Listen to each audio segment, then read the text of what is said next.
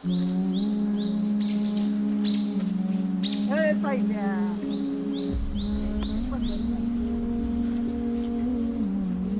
व्हिडिओला काय व्ह्यूज येणार लागा?